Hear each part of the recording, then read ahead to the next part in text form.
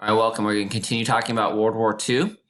In the last lesson, we learned about the roots of World War II, including the Treaty of Versailles, the struggles of the League of Nations, including their resistance to use force to stop Italy and Japan, and then later on their hesitance to use force to stop Germany as Germany starts to violate the Treaty of Versailles. In the end, you have World War II starting. Eventually, you will have the Axis versus the Allies. The Axis include Germany, Italy, and Japan. And the Allies at first include Britain and France. France will exit the war, as you'll see today, and it'll be just Britain primarily. And then later on, you'll have the Soviet Union, followed shortly by the United States joining Britain on the Allies. So today we're going to talk about the beginning of World War II, focusing on the invasion of Poland and the surrender of France. In the first lesson, you guys learned about these events that Hitler used to violate the Treaty of Versailles, and you will have to put these in order on the test. So we can go through those real quickly. First, Hitler rebuilds the German military and then sends troops into the Rhineland. The League of Nations really doesn't do anything to stop him. So then you have the unification of Austria and Germany, the Anschluss, in which Germany annexes or takes over Austria, Hitler's homeland, and allied during World War I. After the Anschluss, you have the crisis in Czechoslovakia. So you have letter B. Britain and France met with Hitler during the Munich conference. And during the Munich conference, they agreed to convince Czechoslovakia to give up the Sudetenland to Hitler. And Hitler promises not to take over any other land. But next is letter D. Hitler takes over Czechoslovakia, which nearly causes war, but nobody does anything. League of Nations, nor Britain or France seem to do anything. But finally, you're going to have World War II. Preparing for World War II, Hitler is going to form the Nazi-Soviet pact with Stalin, so Germany and the Soviet Union will agree not to fight each other. Hitler does this to avoid a two-front war, and the Soviet Union does it because they're not ready for war at this point. So that's letter C. And then lastly, the invasion of Poland, which is finally when Britain and France declare war on Germany. So let's talk about the invasion of Poland, which most people consider the beginning of World War II, although Japan's already invaded China several years earlier in 1931 and 1937. But this is the main fighting in World War II, or in Europe during World War II.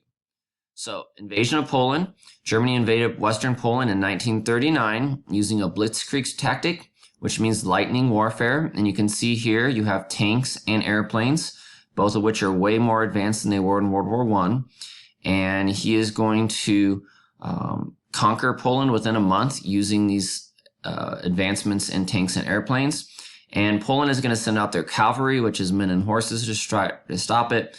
And without much help from Britain and France, Germany and Russia will combine to conquer Poland. So Germany took over western half of Poland. Russia, or the Soviet Union, as it was called at the time, will come in and take over the eastern half about 16 days later, or start to during 16 days later. And although Britain and France declared war on Germany after the invasion of Poland, they did not provide any immediate support or much immediate support for Poland, and Poland will be conquered within a month. I have a video that you guys will watch later, or rewatch if you need to, over the invasion of Poland from Simple History, and some questions you guys will fill out on Kia. And then there is a writing prompt in your notes over the invasion of Poland. So please write a paragraph about the invasion of Poland using your notes, information you learned from the video, and include the terms included in the handout. So after the invasion of Poland and Poland surrenders, Germany is going to focus their attention on invading France. And this will lead to the evacuation of Dunkirk and France surrendering. So after defeating Poland, Germany's next target is going to be France. And France prepares for World War II by building a wall of defensive fortifications along the German border, as you can see here, to prepare for a German attack. And you have all sorts of forts and troops there to protect France. And it stretches over 200 miles along the border of France and Germany, and this is to protect from a German invasion. And then they have smaller amounts of forces or weak fortifications all the way up to the English Channel. Now, expecting Germany to invade along the border, France is not prepared up north along the Belgian border, and Germany is going to avoid the Maginot Line, which is this line here once again along the German border on the French side that France used to protect against an invasion. And they're going to once again invade France through Belgium, just as they did during World War I. France is surprised, despite this is a repeat, and this area was left largely unguarded. Germany is going to once again use the Blitzkrieg tactics, which mostly combine tanks and airplanes, which, as we said in the last lesson, was much more advanced than they were in World War I. And they're going to go straight through the Belgian forests, and they're going to push much of Belgium's troops out of Belgium into France, and they're going to move quickly through France as well. So things seem to looking really good for Germany at this point. It seems as though Germany may win the war.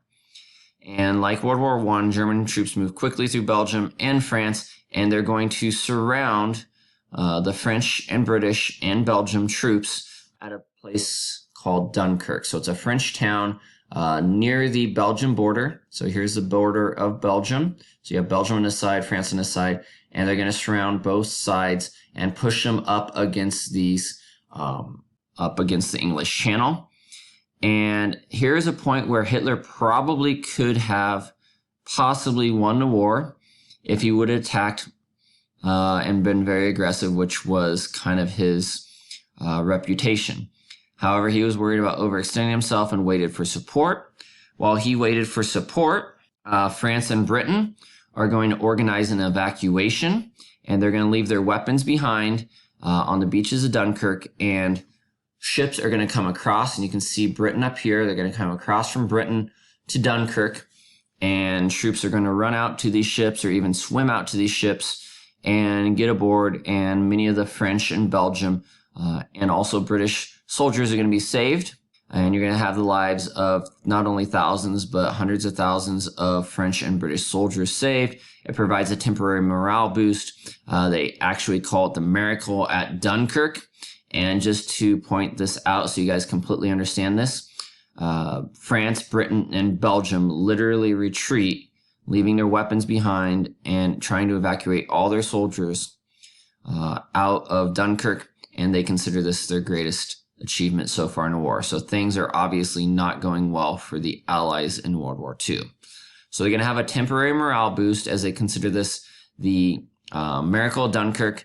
They will survive, whereas had they lost at Dunkirk, they may have been defeated already in the war. Now, this morale boost is only going to be temporary, because on June 17th, less than 2 weeks after Dunkirk, France is going to surrender.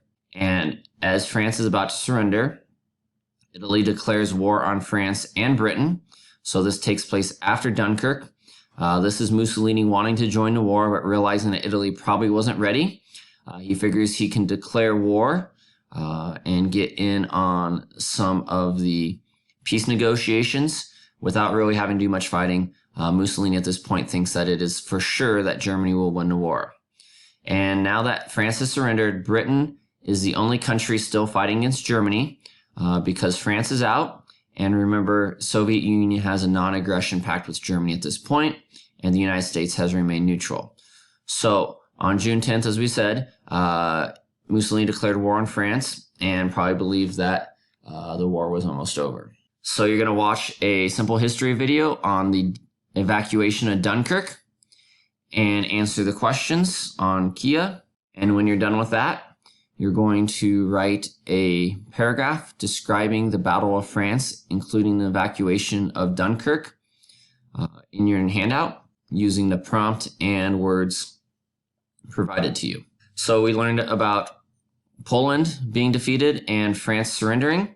The next topic we're going to continue talking about World War II, and the next topic is going to be Britain stands alone. So Britain is going to stand alone against Germany. And Britain has one major thing going for them, and that is the fact that they are an island. And as we learned in the Napoleon unit, they have a strong navy.